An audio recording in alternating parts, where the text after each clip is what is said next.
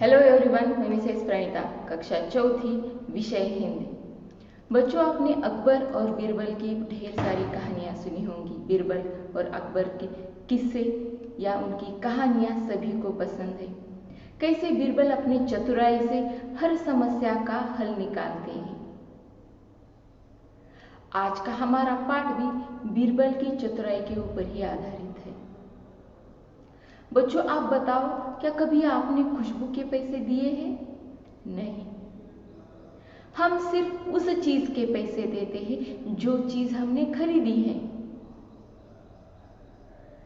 Hotel के बाहर से अगर हम गुजर रहे हैं या फूलों की दुकान के बाहर से हम अगर गुजर रहे हैं, उसकी सुगंध हमें आती है तो उस सुगंध के या खुशबू के हम पैसे नहीं देते। आज का जो हमारा पाठ है खुशबू की कीमत, इस पाठ में एक लालची आदमी जो है खुशबू की कीमत मांग रहा है।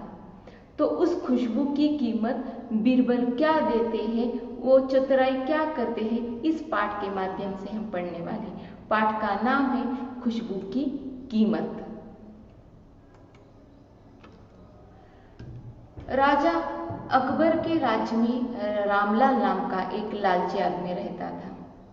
उसकी मिठाइयों की दुकान थी। वो बहुत ही लालची अर्थात ग्रीडी, लालच करने वाला एक इंसान था और उसकी मिठाइयों की दुकान थी। उसकी मिठाइयाँ भी बहुत प्रसिद्ध थी। दूर दूर से लोग उसकी मिठाइयाँ खाने के लिए आते थे। उसके दुकान के पास एक घर का निर्माण कार्य अर्थात घर बनाने का कंस्ट्रक्शन वर्क वहां पे शुरू था और वहां पे बहुत सारे मजदूर कार्य करते थे और उनमें राधे नाम का एक मजदूर भी कार्य करता था।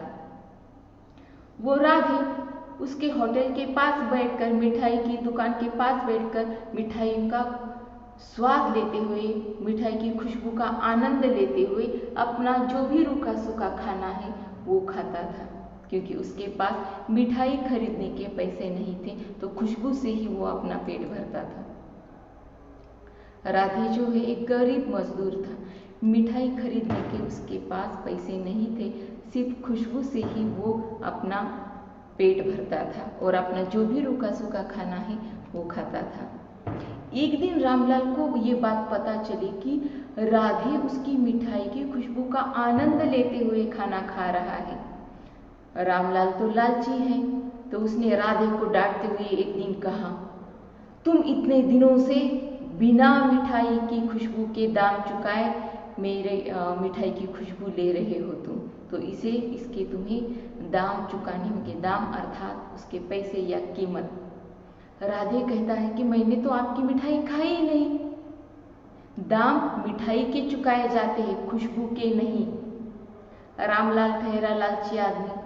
वो कहता है, मैं ये सब कुछ नहीं जानता, तुम्हें मेरी मिठाई की खुशबू के पैसे देने ही होंगे, नहीं तो मैं तुम्हारी शिकायत अर्थात कंप्लेंट बादशाह अकबर से करूंगा।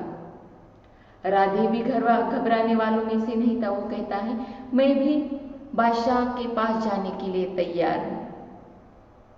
दोनों का ऐसा बोलना होता है। राज दरबार में जाने के बाद बादशाह अकबर के सामने वो दोनों अपनी अपनी बात रखते हैं।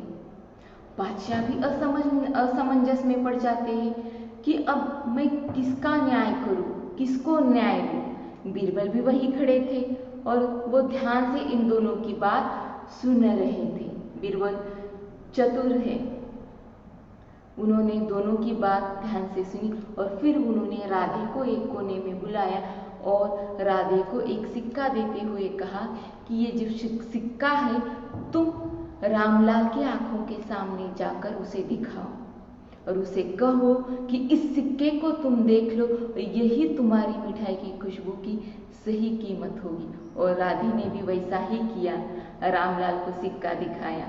तो सभी वहाँ जो दरबारी बैठे थे वो सभी दरबारी हंसने लगे और बीरबल की इस चतुराई पर सभी बीरबल की तारीफ भी करने लगे।